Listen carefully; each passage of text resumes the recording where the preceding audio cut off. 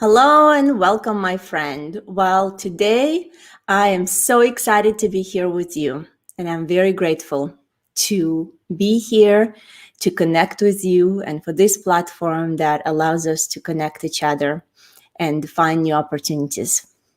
So, my name is Jana Masick. I am the host of this LinkedIn live broadcast, Powering Unique You. And I want to say conversation.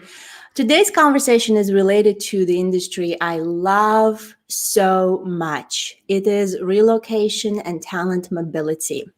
And I say because I relocated myself 2 times and because I have helped over 2,000 professionals relocate their families worldwide for work, I just love what we do in this industry. I love the talent, the people, the amazing companies, the technology, and everything that all wires together, all the pieces that come together. It's like a beautiful machine that you rediscover every time. None one move is unique. And if you are in the relocation industry, this is the episode for you to tune in. I hope you can find value in this. Today, I'm so thrilled to have my amazing friend, I will call him friend, and colleague of many years from my previous company that I worked for over 10 years, Cedis, and it is a fantastic, phenomenal professional that I've had many conversations, many opportunities to work together. He's moved himself, and I can't wait to hear his relocation story. And he's helping many families to have successful moves across the globe for many years, over 30 years. So without further ado, I cannot wait to bring and introduce my dear friend, Peter Bowsher. Peter, hello. Hey, Jana, thanks so much. Glad to be here. Happy for the invite. I'm so excited. This is going to be one of my favorite conversations. I say every conversation is great, but some people are very dear and near to my heart. I like to be the favorite. Oh my.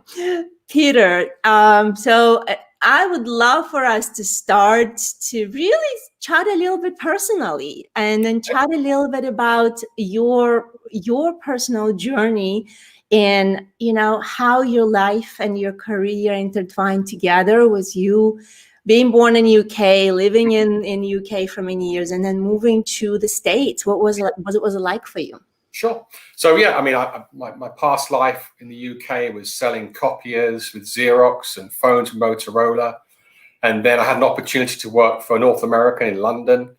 And what I liked about the moving business, particularly dealing with corporations and contacts in HR, is I kind of went from a very much transactional business to a relationship business. And I very much enjoyed that. And I worked in London, great market, great city for 3 or 4 years. And then an opportunity came to come to the States, come to the New Jersey, New York market with North American. And I grasped that with both hands at the time, recently married. 6-month-old baby, and we thought, let's just go for 18 months, maybe 2 years, and just see how we like it. We can always come back. And obviously that was 1996, so been here ever since. So spent nearly 20 years in that wonderful market of New York, dealing with corporations, banks, law firms, helping them relocate international individuals and families around the world. And then an opportunity to go down to DC. So again, very, very fortunate to have worked in London, New York, and then the DC market for 4 years, a little bit some government, some NGOs, etc. But again, a huge international market there. And then this year I thought, during COVID, let's relocate again. We came from Virginia down to Jacksonville and went through all the fun that COVID brought, packing and moving with CDC protocols, etc., and finding a house, selling a house. It was definitely an adventure, and now I'm definitely happy to be here. Well, I was so excited to see you here in Jacksonville. So when we have these restrictions lifted up, we'll go have lunch together soon for sure. Yes, I love that you mentioned your career moved from transactional into relational, and I think many of us who are in relocation can relate to that. It's that it's that of an aspect of working with people and making a huge difference in people's lives. Yeah. And I also love that you had an experience in major metropolitans and major cities, and just, you know, in my memories working with you, you've always been exceptional. And I think many customers that you work with have nothing but great things to say about your particular service at that time, as a sometimes as a surveyor for VP, sometimes as a white glove service, and developing the business, developing and representing what international moving is about. And that's a great part of a, you know, entire relocation industry. We know we're kind of the extension of that HR department. So you have a mobility manager, a VP of HR, and they're relocating with an entry-level person or a senior C-level person. They trust us, and we've got to take care of it. And international moving has very many moving parts, and we've got to make sure, you know, it's not a move, it's not a file number, it's a family. We've got to take care of the family. And if a situation arises, make sure that our HR contact's kept up to date and come through with a solution. So, you know, it's an ongoing relationship that's very important, both for myself and for the customers I deal with. Yes, I agree with you. I fully agree with this philosophy.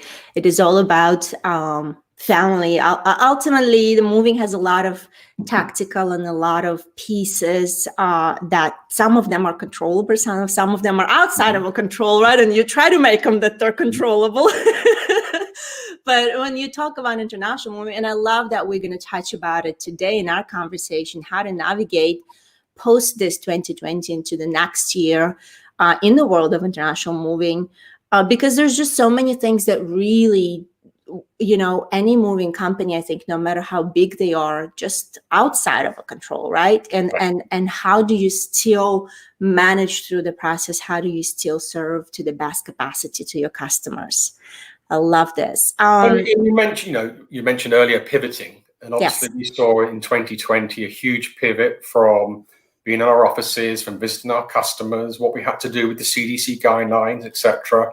And in 2020, we saw, you know, a slowdown initially in initiations and a huge uptick in the repatriations, you know, families want to go home, etc.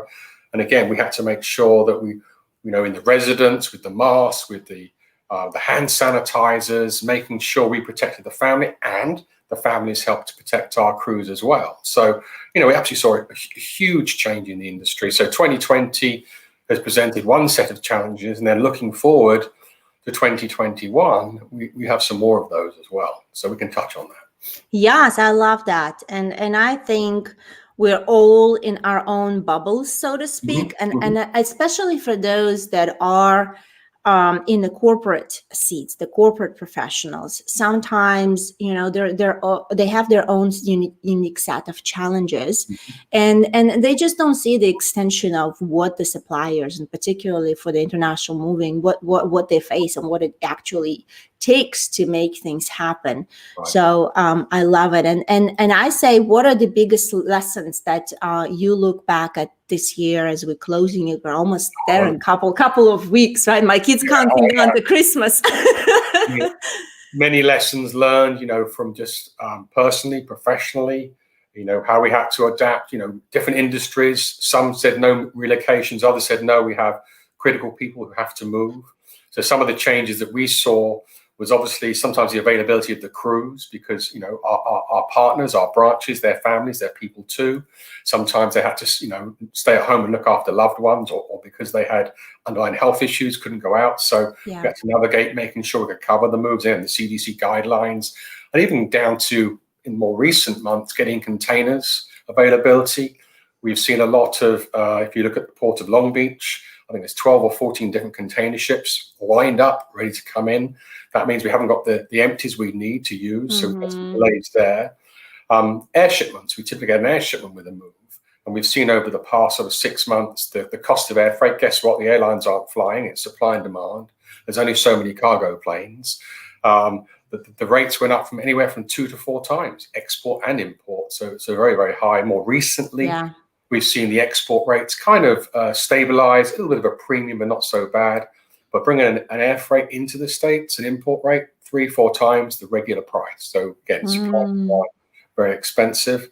Up until about the middle of the summer, the military put a lot of their moves on hold. They kicked back in. A little bit of pressure on the industry as well to make sure they were kind of covered. But moving forward, 2021. Wow, we got some interesting times ahead. Some interesting times. Yes, I agree. I think one of the things that everybody, for their personal lives, and I commend you in making this move yourself happening in the middle of COVID. You said it was adventure. I'd love to hear a little bit of maybe funny things or funny stories, but we are trying to settle it for our personal situations, and then taking into consideration, how do you move business forward? How do you move international moving business forward? What are some of the strategies, like looking in the crystal ball, trying to figure it out? We're trying to figure our business plan for next year, as the whole industry is. And what we're kind of seeing is there are a lot of initiations which kind of on hold, sometimes in the thousands. And we've been pleasantly surprised. There haven't been many cancellations. They're still going to go ahead.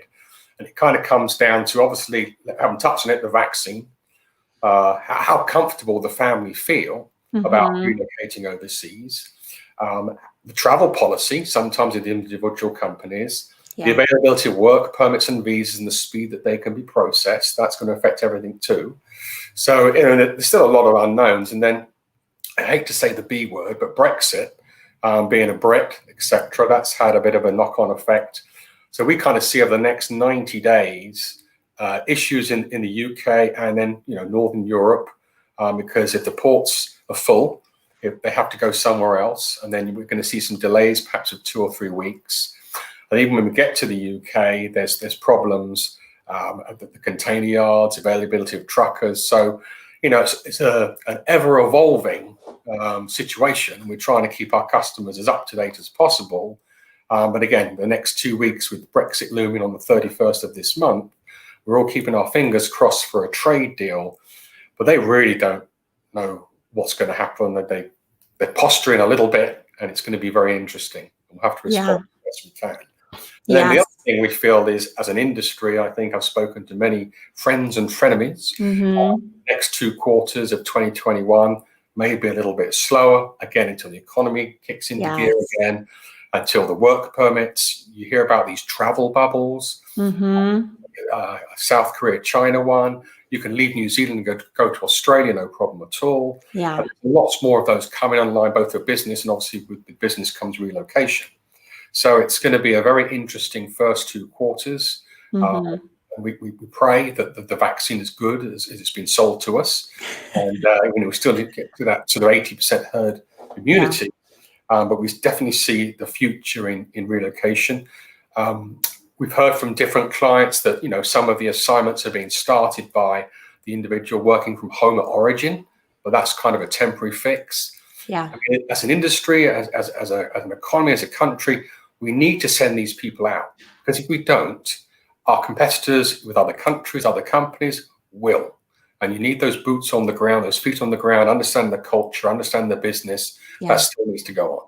Yes, I agree. And I think with the travel bans and with the economy, it is not just the long-term relocations and the businesses that have been affected because of those restrictions, but there's so many, I say, economies are thriving on this business travel, on the tourism, and it's I think it's just a global hit that has affected everybody. And once we resume traveling, hopefully sometime soon, I think many people would be excited to get on the road and get to actually see people's faces, and hopefully, somewhat of a get close in the close by proximity to have some face-to-face conversations. And I do agree that moving would still be happening, and I think companies are just readjusting what it's going to look like for each and every business. And some businesses, some customers live and die by their quarterly results. Others are looking out 2, 3, 4, 5, 10 years. So some of these strategic initiatives will still have to go ahead. So we're still going to see those types of customers. Some of them are security driven. They're still going to happen. It's going to be interesting. I mean, the New York, London is a huge power lane, if you like, for our industry. Yes. We'll come back once we get that travel bubble with the airlines. I've kind of lost track of what's happening there, but they're trying to push that forward. And again, we're still trying to understand, does a lockdown work? what happens on an aircraft? Is it Mm-hmm. safer? Is it not safer? All of these issues are still up in the air. Yeah. So, the inquiries we've had so far, it's still very busy. We are starting to see not just the repatriations, but the new initiatives, the new implementations as well are happening too. That's great. And then, looking forward to next year, if you're a corporation, your provider you need to make sure they are financially stable. Yeah. They do hit all the compliance buttons to make sure that, we're in line with all the various cultural and financial requirements, etc.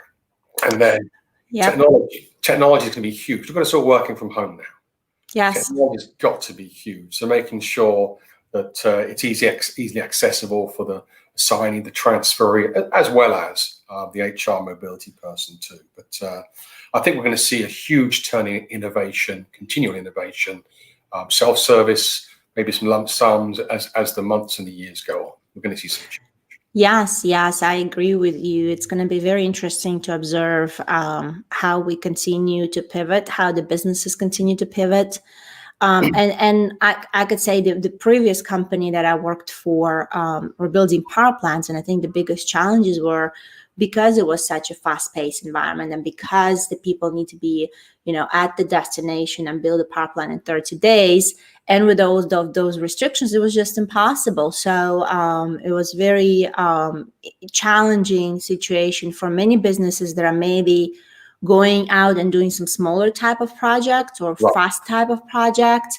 So the business has been affected. And to your point, with the providers struggling financially, especially small businesses, all I think been affected significantly and struggling financially, it is going to be important to just, do due diligence and I would like to support small business, trying to shop local, trying to do the best you can, right? But at the same time, also know if there's no viability there, then maybe you have to reconsider your partnership as well and go a little bit with the smaller we have players. to be very careful with that. We have a subscription we have as a SUDIF to monitor our supply chain, our partners, the owners, the management of those groups, to make sure we are making the right decision, even down to the shipping lines. We're using the right shipping line, the right airline, to make sure our customers are protected.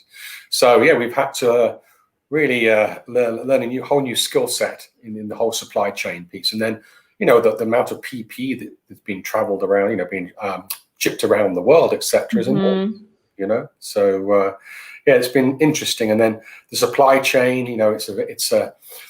it's a very sensitive beast, and obviously it's all been upset. And as I mentioned before, it's going to take a while for all the ships, all the containers to get back in the right place, to get back to the normal transit times we're used to, the availability of sailings we're used to. But we'll get there. I mean, if nothing else, the US, the world, we adapt to change and we figure it out. We find a way. I agree. It's I think with the disruptions and everything, it's just not very easy to predict. How did you find working with clients of setting the expectations, because it's almost impossible to predict what's going to happen tomorrow? How did you what do you see worked? We kind of have two clients. There's the family and then the mobility professional. So the mobility professional, we constantly try to keep them updated on what's happening as an industry, any particular destinations that they go to, what's happening constantly. And then the family, our move coordinators have definitely reported back there's more anxiety, there's more hand-holding required for every move and relocation. And sometimes it's a case of doing all the counseling and then going to, book the big day, the pack day, and it's hurry up and wait. So then there's a pause for weeks, sometimes months, and then you've got to almost do it all over again to kind of refresh their memory. So there's more of that sort of high touch customer service required, because the family are obviously very anxious about the situation. The mobility professionals, we keep them updated as much as we possibly can.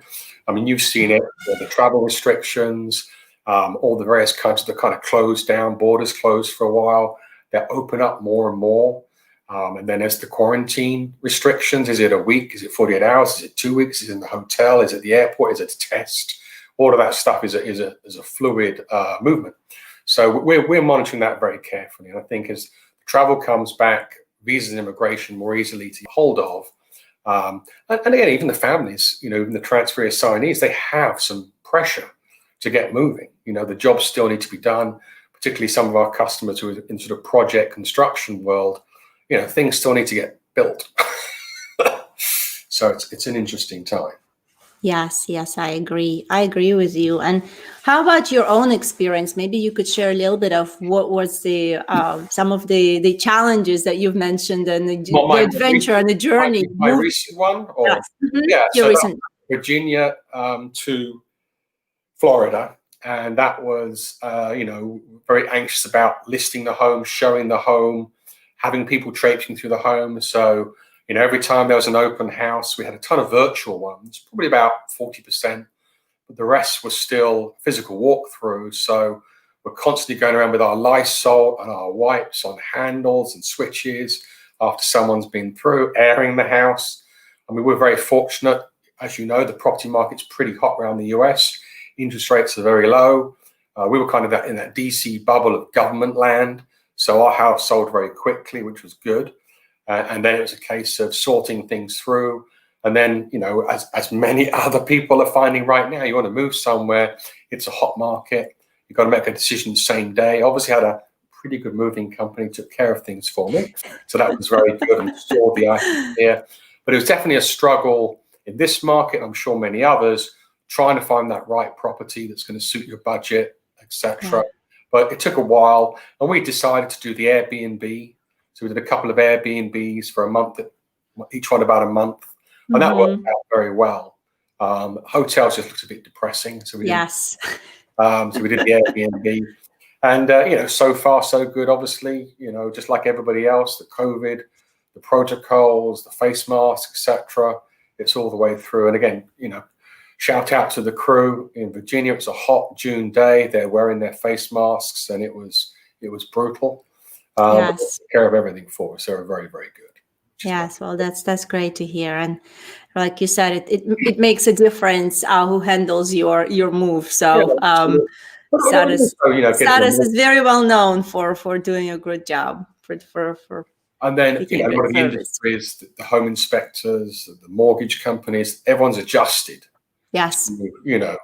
I mean, we did all the closings online with DocuSign. We didn't have to go to an office. It made life a lot easier. So again, you adapt. You just adapt. Yes, I agree with you. I agree. This is awesome. This is great to hear. And yes, and even looking, coming back to the topic, looking into next year projection, I think it's going to be all about, like you mentioned, again, looking to adjust, looking to see how can we pivot as a business, as individuals, as professionals, in our lives, in our careers, and how we serve our customers. Right. And what do you think the families that are looking to relocate next year, what do you think they need to be aware of? I mean, again, if all things fall into place, so with the vaccine, etc., some of the things we're seeing right now is, say, mentioned container availability, could be a little longer transit time, could require some storage in transit. Just kind of watch out for those kind of things. So again, from a corporate perspective, some per diem costs, hotel, temp living, whatever policy they have in place. That's kind of the main things we're seeing. I think, the international schools, we haven't heard much from those guys. They seem to have availability. But from the transportation, maybe there won't be an air freight. Maybe it'll just be by sea. Maybe take some excess baggage. So I think every origin destination point's a little bit different. Policy a little bit different. We always just work with our customers to make sure, we give them the best experience. We're the guardians, if you like, of the relocation dollars. We've got to make sure they're wisely spent. We make the right recommendations and, ensure a very smooth and seamless relocation or move. So that's kind of what behind that. Yeah, I agree. I think it's just being aware of the challenges and also working closely with your providers, asking the right questions and just being open, because things are still going to be, I believe, things are going to be fluid and things are going to be still changing and adjusting for each and every country, each and every destination. And everyone understands this is a unique situation. So that, again, it's working as a team with corporate mobility, with the family, the assignee, keeping them informed, updated, as best as you possibly can. Yes, I agree. I agree with you. And that is awesome, Peter. And right now, so you're moved to Jacksonville. You're responsible for what is your territory? Where are you new business, looking to grow more business? A little bit of operations, a bit of training, whatever is required. In this situation, you adapt and you do whatever needs to be done. You step in whatever needs to be helped with. So that's kind of and there. I am very much looking forward to traveling again. That would be nice. So meeting clients, going to some of our networking events, etc. And I'm hoping that'll be, end of the first quarter next year with a bit of luck. Maybe travel around Florida. You never know. But outdoor lunch. Yes. Hopefully. Well, you may know I serve at the board of Southeastern Regional Relocation Council. Right. So we are hoping that we will have our fall conference in Tampa. So you're welcome to come and attend if we do get to meet in person, which I think everybody's eager to make this happen. This is going to be great. I think we're all looking to have more in person, more face-to-face conversations and things like that.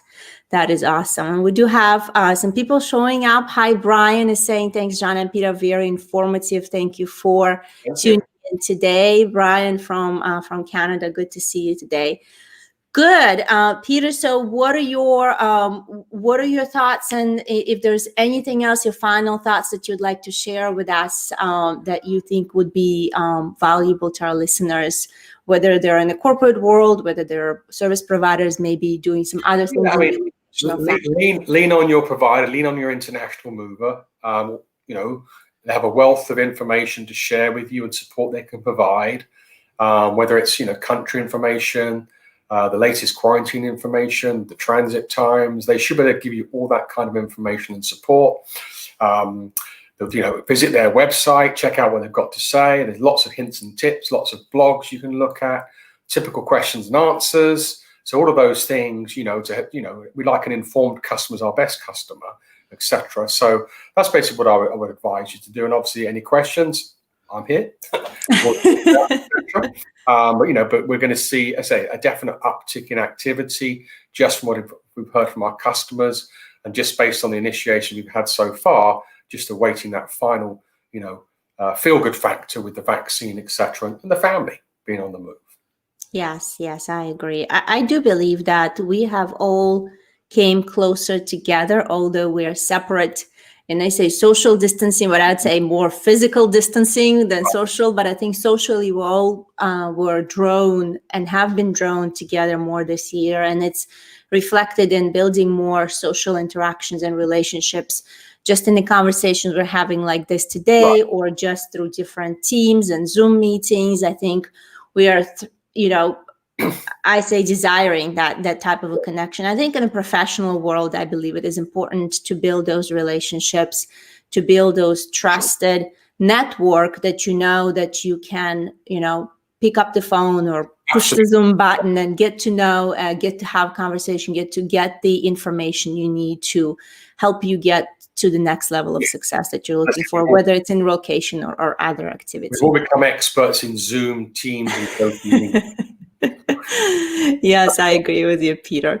Well, thank you so much for joining in today. I really enjoyed our conversation as always. You're so knowledgeable. You're an expert in the field, and most importantly, you're just an amazing person. So it's been my pleasure and privilege to have a chat. Thank you for the invite. Thank you for this platform. I've enjoyed it greatly. So thank you. Yes, my pleasure. We'll have to do that lunch. Yes, sure. We'll do that. We'll keep in touch. All right. Well, I'm happy to do that, Peter. Thanks for now. Bye. Wow. That was really exciting. I believe that when we share our expertise, and my background is helping families move, Peter's background is he's moved families and customers around the world for 30 years. So when we have these professional conversations and share expertise, build relationships, and build connections in the industry that you are expert in, we can definitely make a difference in our own lives and in the lives of others, and help, more importantly, those that we serve. And through doing that, through building those good network and good connections, we can change this world to be a better place. Well, thank you so much for tuning in today, for giving your time and attention. I hope this was a valuable episode for you. I cannot wait to see you again soon, my friend. In the meantime, keep powering unique you. Take care.